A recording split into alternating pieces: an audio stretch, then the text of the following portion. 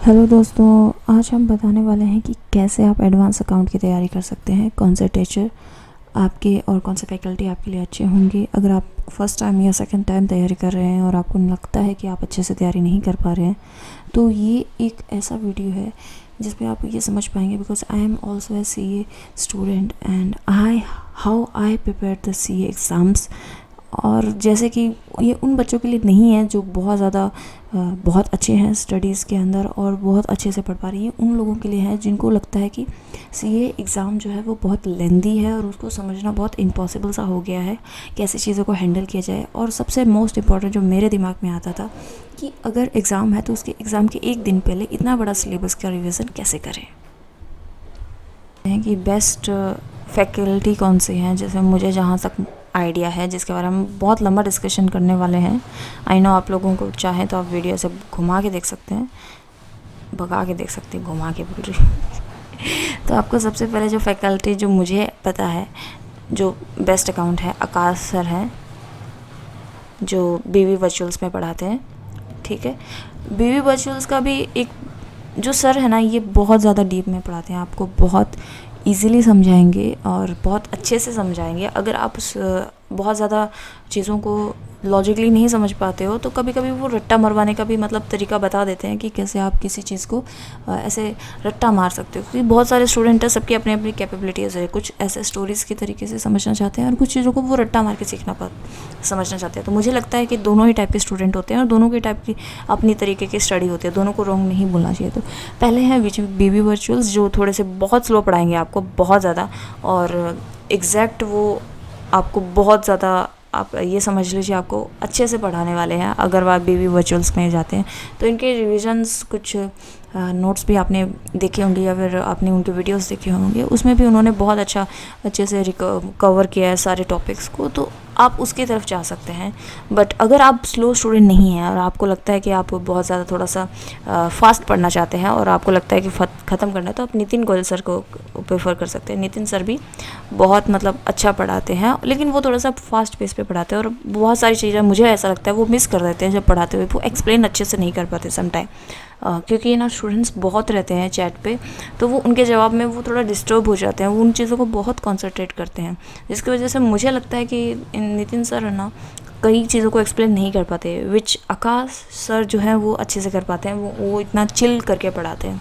तो I am not saying कि दोनों फैकल्टीज़ रॉन्ग पढ़ाते हैं, बहुत अच्छे से पढ़ाते हैं, लेकिन कहीं ना कहीं मुझे ये एक थोड़ा सा पॉइंट लगता है, राइट। तो अब जो तीसरे आप अदर कोई फैकल्टीज़ हैं उनसे पढ़ सकते हैं, क्योंकि मैं ऐसे सारे फैकल्टीज़ के बारे में नहीं बताने वाली। तो आपको पहली चीज़ है क्या देखनी है, और दूसरी चीज़ और तीसरी चीज़ कैसे फैकल्टी डिसाइड करना है, बस मैं वो बताने वाली हूँ। जैसे आप 3 पॉइंट से समझ जाएंगे कि आपको कौन से फैकल्टीज़ चाहिए। सबसे पहले वो आपको अप टू डेट पढ़ाना चाहिए। अब अप टू डेट कैसे पता चलेगा कि कैसे पढ़ा रहे हैं अप टू डेट, तो आप रिवीजन और अमेंडमेंट नोट्स देख सकते हैं, या ऐसे टीचर्स जो आपको अप टू डेट पढ़ाते हैं। बिकॉज सम टाइम टीचर्स बहुत ओल्ड सिलेबस पढ़ाते हैं और CA में यूजुअली सिलेबस चेंज होता रहता है और उसमें अपडेट आते रहते हैं, तो अप टू डेट आपको पढ़ाएं, वो बेटर है। दूसरा, आपके तरीके से आपको कैसा लगता है, आप लॉजिकल हो, स्टोरी टेलिंग में बिलीव करते हो, आपका तरीका कौन सा है, तो आपके तरीके से पढ़ाइए। अगर आप लॉजिकल इंसान हो, ऐसे इंसान हो जिसको लॉजिक समझना बहुत पसंद है, तो आप वैसे टीचर्स के पास जाइए। और आपको ऐसा लगता है यार कोई ऐसा चाहिए मुझे कि रट्टा मरवाए, क्योंकि मैं वैसा इंसान हूँ, तो आप वैसे टीचर्स के पास जाइए। ओके, आप ऐसे मत सोचिए यार ये तो मुझे समझा ही नहीं पा रहा है तो फिर मैं ही बुद्धू हूँ। That's not the case. जब आप टीचर का काम है समझाना और आप नहीं समझ पा रहे हो, इसका मतलब ये है कि आपके लिए वो टीचर नहीं है, आपको दूसरा टीचर चूज़ करना पड़ेगा। तो आपको लास्ट पॉइंट यही देखना है कि अंडरस्टैंडिंग, आप कितना समझ पा रहे हो उस चीज़ को, वो जो समझा पा रहा है वो क्या आप सच में आप समझ पा रहे हो उस चीज़ को, या फिर आपके दिमाग से ऊपर जा रहा है। तो वो ऐसा लगता है ना कि वो नहीं समझ पा रहे हो। जस्ट एग्जांपल कि आपका चलो ब्रेन्स ऐसा लग रहा है कि नहीं कैच हो पा रहा है, तो आपको थोड़ा सा 1 बार देखो, 2 बार देखो उस चीज़ को, फिर भी नहीं समझ में आ रहा है, ऐसा लगता है नहीं यार एट द मोस्ट अब मुझे ये टीचर नहीं अंडरस्टैंड नहीं करवा पा रहा है कि ये पॉइंट क्या एक्सप्लेन करने की कोशिश कर रहा है, इसका गोल क्या है समझाने का। अगर वो नहीं समझा पा रहा है ना, तो आप वो टीचर मत लीजिए। बस यही सब पॉइंट्स के साथ आप बेस्ट फैकल्टी अपने लिए चूज़ कर लीजिए और शुरू हो जाइए। अब जो दूसरी चीज़, जो ये फैकल्टी आपने चूज़ कर ली, तो अब क्या होता है कि आपका पूरा का पूरा ध्यान है ना अभी फैकल्टी पे चला जाता है। तो आप उसमें होमवर्क करके या फिर बहुत सारे स्पीड पर काम करना होता है, फिर आपको उनको बहुत सारे नोट्स को याद रखना होता है, बहुत सारा काम होता है। मतलब ये सब हैंडल नहीं होता है, मुझे ऐसा लगता है, बहुत सारी चीज़ों को, क्योंकि आपको बहुत ही ज़्यादा फोकस्ड पढ़ाई करनी पड़ती है। बहुत ज़्यादा मतलब आपको ऐसा बोला जाता है कि आप 100% सिलेबस कंप्लीट कीजिए। आप किसी भी यूट्यूब चैनल पे जाइए, आप सबको सब यही बोलेंगे आपको कि 100% सिलेबस कंप्लीट कीजिए, या फिर किसी भी इंसान के पास जाइए, सब टीचर्स यही बोलते हैं। ऑफकोर्स वे नहीं, वो नहीं चाहेंगे कि आप ऐसा कीजिए। मुझे ऐसा लगता है कि टाइम बहुत कम होता है और इसमें सब कुछ कर पाना इतना बहुत मुश्किल है, और एक ब्रेन के लिए सब कुछ एक साथ हैंडल कर पाना बहुत मुश्किल है। मैं अपनी ही बात कर रही हूँ, नॉट टॉकिंग अबाउट ऑल। समूह भी बहुत लोग हैं जो एक साथ सब कर लेते होंगे, बट मुझे ऐसा लगता है सब कुछ होना बहुत ही, मेरे लिए थोड़ा सा ऐसा लगता है कि इम्पॉसिबल था उस टाइम पे। तो मैं चाहती हूँ कि मैंने जैसे किया है वैसे अगर आपको अच्छा लग रहा है तो वैसे आप चीज़ों को हैंडल कर सकते हैं। फर्स्ट ऑफ चीज़, आप इम्पॉर्टेंट टॉपिक्स को ही पढ़ें, इम्पॉर्टेंट जो पॉइंट्स हैं उन्हीं को पढ़ें। आई नो कि आईसीआई कहीं से भी पूछ सकता है, बट आईसीआई का फेवरेट भी कुछ होता है। मतलब आईसीआई का कुछ फेवरेट चीज़, मतलब अगर आपको कोई चीज़ बहुत पसंद है ना, तो आप उसी के बारे में क्वेश्चन बहुत पूछोगे। तो आईसीआई की कुछ फेवरेट टॉपिक्स हैं, उनके बारे में वो पूछता है। कुछ भी कर लो तुम लोग, उससे कोई मतलब नहीं है। उसके क्यों रीज़न है वो बाद में मैं बताऊँगी, बट अभी के लिए ये ध्यान रखो कि आईसीआई अपने फेवरेट टॉपिक्स कभी नहीं छोड़ेगा। इसीलिए इम्पॉर्टेंट टॉपिक्स पर बहुत फोकस करो। मतलब अगर इम्पॉर्टेंट टॉपिक्स पे फोकस नहीं कर पाओगे ना आप, तो आप फंस जाओगे, तो आप वैसे सिलेबस कंप्लीट करने में लग जाओगे। अब एडवांस अकाउंटिंग पे ही वीडियो है ये, और उसी के इम्पॉर्टेंट टॉपिक्स नहीं बताए तो फिर क्या बताया, राइट। तो एडवांस अकाउंटिंग के बारे में ना अभी हम जानने वाले हैं कि कौन से इंपॉर्टेंट टॉपिक्स है जो आपको मतलब करने ही करने हैं, और कैसे करना है मैं बताती हूँ, ठीक है। वो भी ऐसा टेंशन मतलब, वो भी सब मैं यहाँ पे बताने वाली हूँ। सो अरे हो जाओ जी। अभी हम इम्पॉर्टेंट टॉपिक्स पे चलते हैं। पेन का कलर चेंज कर ले, बहुत बोर हो गया तो इम्पॉर्टेंट टॉपिक्स कौन से हैं जिनको आपको क्या करना है, मैं बताती हूँ क्या करना है। आपने कभी कोई ऐसे, याद है आप बचपन में टेबल पढ़ते थे? Do you remember the table? One का तो नहीं पढ़ा होगा, सॉरी, टू टू ज़ा 4 6 8, ये आपने बहुत पढ़े होंगे, राइट। अगर आप इनको पढ़ते हैं तो आपको याद होता होगा कि यार हमने इन चीज़ों को कैसे पढ़ा होगा। डेफिनेटली किसी ने तो लॉजिक लिया होगा, लेकिन मोस्टली लोग ऐसे पढ़ते हैं, 2 1 ज़ा 2 2 ज़ा 4, ऐसे ना सब लोग ऐसे याद करते हैं। ऑफकोर्स तुम लोगों ने ये सब रट्टा ही मारा होगा ना, है ना। तो सीए में है ना, हर चीज़ को एक प्रेजेंटेशन दिया जाता है। मतलब आपको वैसे ही करनी है जैसे दी हुई है, आपको वैसे ही प्रेजेंट करना पड़ता है, अदरवाइज़ आपको मार्क्स नहीं मिलते, आप अपनी क्रिएटिविटी नहीं चला सकते। सीए के अंदर ये बहुत होता है, और इसीलिए लोग ना जब क्रिएटिविटी दिखाते हैं तो सीए बोलता है 0, नहीं दूंगा मार्क्स, या फिर हाफ। तो ऐसे होता है, तो आप ऐसे मत झेलो। तो इम्पॉर्टेंट टॉपिक्स जो हैं, पहला आपको पता है सब लोगों ने बोला एएस करके रखो, राइट। मत करो, प्लीज़ मत करो, बिकॉज एएस जो है वो बहुत ही थेरी सब्जेक्ट है, और मैं ऐसा मानती हूँ कि थेरी को है ना बहुत लंबे समय तक नहीं रखना चाहिए। आपको थेरी तभी पढ़ना चाहिए जब एक टाइम आ जाए, एक वक्त आ जाए, उसके बाद आपको याद रहेगा, राइट। तो आपको पहले, क्योंकि थेरी में इतनी प्रैक्टिस नहीं चाहिए, तो 2-3 रिवीजन चाहिए होता है। तो मुझे ऐसा लगता है कि आपको थेरी पहले नहीं करना है, आपको पहले करना है वो इम्पोर्टेंट। और इसका कोई भरोसा नहीं है इसमें से कौन से आने वाला है, सीरियसली ईएस का कोई भरोसा नहीं है कि उसमें से कौन सा आने वाला है, कौन सा नहीं आने वाला है। तो जहाँ पे आपको भरोसा है कि आएगा ही आएगा, वो चीज़ पहले पढ़ी जाए, कि जिसका कोई आइडिया नहीं है उसको पढ़े जाए, चाहे वो कितना भी मतलब बिगर पॉइंट रखता हो। तो यहाँ पे कुछ है जो याद, मतलब ऐसे तुम लोगों को छोड़ना ही नहीं है। मतलब तुम ये कर, अगर तुमको पास होना है ना, तुमको ये करना ही पड़ेगा। AS3 अमालगमेशन, ब्रांच, मतलब इनका तुम्हें एक एक क्वेश्चन रट्टा होना चाहिए कि कैसा क्वेश्चन का टाइप है, क्या है, सब कुछ इतना प्रैक्टिस करना है उसको। तुम लोगों को क्वेश्चन देख के, मतलब सिर्फ क्वेश्चन ही प्रैक्टिस करना है। अभी MTP RTP पे नहीं है, सिर्फ सिलेबस ऐसा रट्टा मार लो ना कि एक एक चीज़ याद है। ऐसे सेम क्वेश्चन कोई भी आए ना, तुम बिना आंख बंद करके, मतलब समझ लो ऐसे आंख बंद करके तो भी तुम लिख दो, हाँ यही बोलने का कोशिश है मेरा।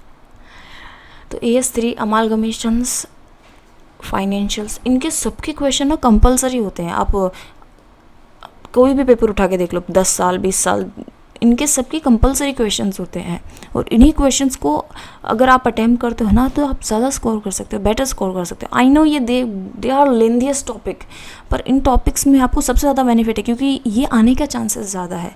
चांसेस क्या समझ लो, 100% ही आते हैं ये टॉपिक्स, यानी कि इनसे तो आएगा ही आएगा। ऐसे ये तो पूछेगा ही पूछेगा, बाकी कुछ और पूछ सकता है, ये पूछेंगे, लेकिन ये कंफर्म है इनमें से कौन सा पूछेगा। तुम्हें भी पता है कि बहुत सारे AS है, AS2 पूछ सकता है, AS1 पूछ सकता है, इंट्रो पूछ सकता है, बहुत कुछ पूछ सकता है, पर उसमें से कंफर्म नहीं है कि कौन सा आने वाला है।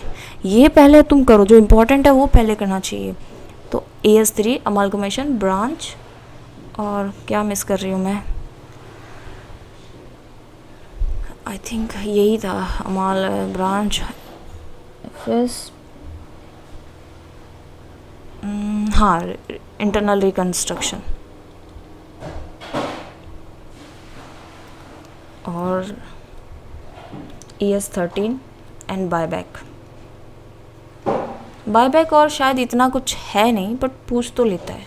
ये पहले रट्टा मार लो, ये सब कर लो, और प्लीज़ ना इनमें ये गलती मत करना कि AS3 का इंपॉर्टेंट क्वेश्चन कर लेती हूँ या कर लेता हूँ, अमालगमेशन का इंपॉर्टेंट बिल्कुल मत करना। लास्ट टाइम जब रिसेंटली जब पेपर आया था वो था May 26 का, और May 26 में पेपर में बहुत लोगों ने इंपॉर्टेंट क्वेश्चंस किए थे। इंपॉर्टेंट क्वेश्चंस करने में उन्होंने क्या किया होगा, फाइनेंशियल याद कर लिया, बैलेंस शीट याद कर ली होगी, PNL पूछा था सबका, अमालगमेशन ब्रांच का, FS का और इंटरनल कंस्ट्रक्शंस का, तीनों का PNL पूछ लिया था। AS और बायबैक से क्वेश्चंस आने के चांसेस रेयरेस्ट है, बट आते ही हैं हर एक अटेम्प्ट को छोड़ के।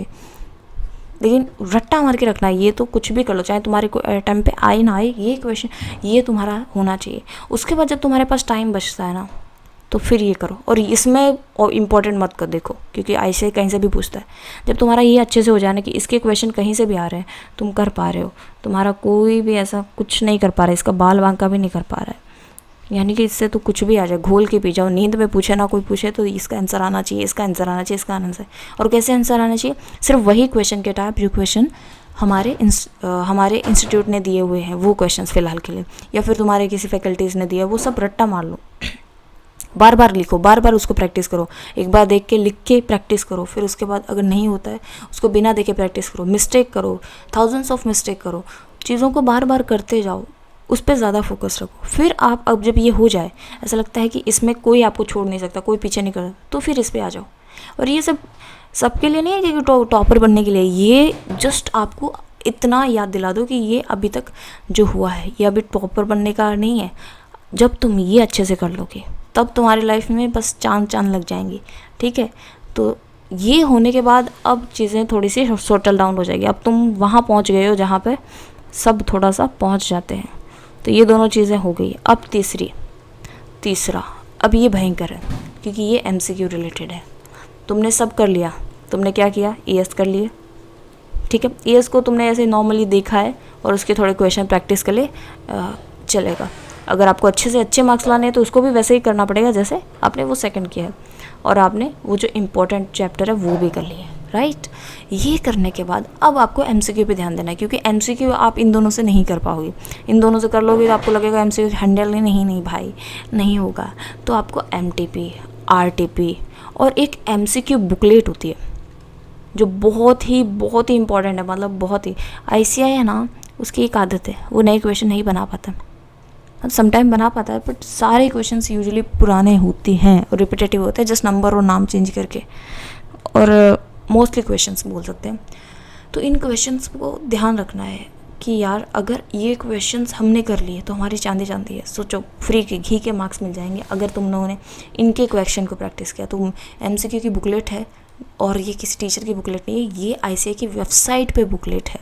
अगर तुम जाओगे तो वहाँ पे देखोगे तो शायद अगर तुम लोग चाहोगे तो कमेंट कर देना, I will share the booklet.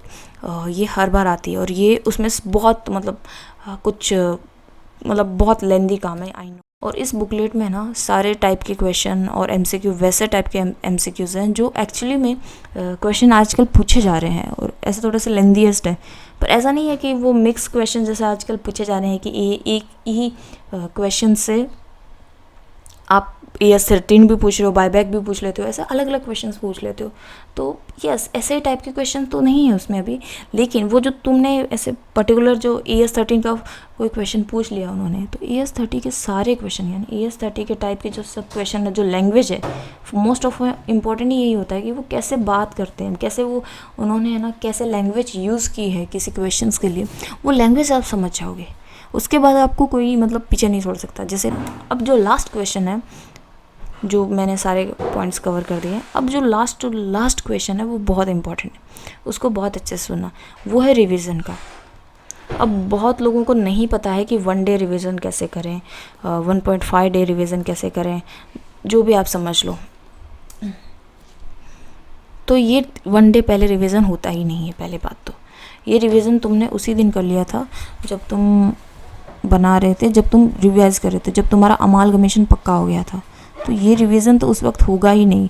आप सोचिए 1 डे पहले करोगे, तो 1 डे पहले कोई रिवीजन नहीं होता है। आपको उसी दिन से रिवीजन स्टार्ट करना पड़ता है जिस दिन से आपने ये रट्टा मारना शुरू कर दिया है अमालगमेशन का या फिर ब्रांच का। आप उसी दिन से आपने उसको पी लिया। अब आप वो कभी भी पूछो, उससे कोई मतलब नहीं है। तो 1.5 डेज़ का जो आप मैराथन चला के कर रहे हो वो क्या है? वो कुछ नहीं है। वो सब आप ऐसे मतलब उस लेवल पे हो ही नहीं आप जो कि एग्ज़ाम दे पाओ, आप उस लेवल पे पहुँचो ही नहीं हो। आपको अगर पहुँचना है उस लेवल पे कि 1.5 डेज़ में आप वो सब कुछ पढ़ पाओ, ऐसा कुछ मुझे नहीं लगता है कि आप 1.5 डे पहले आप अमालगमेशन पता कर रहे हो होता क्या है तो आप एग्ज़ाम में लिख पाओगे, जबकि वो क्वेश्चन ऐसा पूछ रहा है जिससे आपको समझ में ही नहीं आएगा। आप समझ रहे हो कि आपको किस लेवल तक पहुंचना पड़ेगा उस चीज़ के लिए, कितनी मेहनत और कितना हार्डवर्क लेंगे, विच इज़ एब्सोल्युटली राइट कि आप इसीलिए आप इस कोर्स में हो कि आप मेहनत कर सकते हो और आप उतने स्मार्ट हो उस लेवल पर तक पहुंच सकते हो। तो 1.5 डेज़ में आपको करना क्या है? तो फिर 1.5 डेज़ में आपको करनी है प्रैक्टिस। और प्रैक्टिस क्या करनी है? क्वेश्चंस लगाओ यार। टेस्ट जो होते हैं टेस्ट, तो वो करना है आपको कि वो भी ICI देता है, राइट? तुम्हें पता होगा कि जब एग्ज़ाम होते हैं उससे पहले ICI टेस्ट देता है। तो आपको टेस्ट लगाने हैं, यहाँ पे बहुत सारे टेस्ट होंगे, वो बैठ जाना है और बिना किसी वॉच लगा के बैठ जाओ कि 3 आवर का मुझे एग्ज़ाम देना है, ऐसे प्रिपेयर करो खुद को और फिर लिखो, लिखते जाओ। मतलब आपको ऐसा एहसास होना चाहिए कि आप लिख रहे हो। उस वक्त आपको उस माइंडसेट में होना है कि आप एग्ज़ाम देना ही है। 1.5 डे में आप रिवीजन नहीं कर रहे हो, 1.5 डे में आप उस माइंडसेट में जी रहे हो कि आपको एग्ज़ाम देना है। अब लास्ट क्वेश्चन जो है, ये मे भी शायद तुम्हारा ये क्लियर हो गया होगा कि आपको 1.5 डे में क्या करना है। 1.5 डे में आपको प्रैक्टिस करनी है। वहाँ पे आप याद करने बैठोगे कि अमालगमेशन होता क्या है, उसमें क्या था, वो सब भूल गए हो, तो वो चीज़ आप उस लेवल पर मतलब आपको रिवीजन ही उसी लेवल पे पहले करना होगा कि आपको वो पहले से याद हो कि आप रिवीजन कैसे कर सकते हो जिससे आपको है ना आप कभी मत भूलो, मतलब कोई चीज़ ऐसे भूलो ना। क्योंकि रिवीजन कैसे किया जाए, हाउ टू रिवाइज एवरीथिंग, कि आप सब कुछ ऐसे याद रहे। तो ये कोई मतलब ऐसा नहीं है कि कोई बहुत बड़ी बात है, सबका अपना एक तरीका होता है। मेरा एक तरीका है, बहुत सारे लोगों का तरीका होता है कि कैसे रिवाइज़ किया जाए जिससे मतलब आपके दिमाग में छप जाए, आपको कभी भी बोले। तो बहुत सबका अपना अपना तरीका होता है, अपना तरीका फाइंड आउट करो। अगर चाहिए तो I will share a video, but फ़िलहाल के लिए यार अभी बहुत कुछ मैंने शेयर कर दिया है। और जो वीकेस्ट से वीकेस्ट स्टूडेंट है ना, जिसने अपनी ज़िंदगी में अपने मतलब अच्छे मार्क्स नहीं देखे, वो मार्क्स लेके आने वाले हो, क्योंकि मैंने आपको ICI का सबसे बड़ा सीक्रेट बता दिया है, जिसको पता करने के लिए भाई आपको लगने वाले 3-4 अटैम्प्ट। और किसी को पहले से पता है तो बहुत अच्छी बात है, मतलब उसके लिए अप्रिशिएशन है। बाकी बाय गाइस।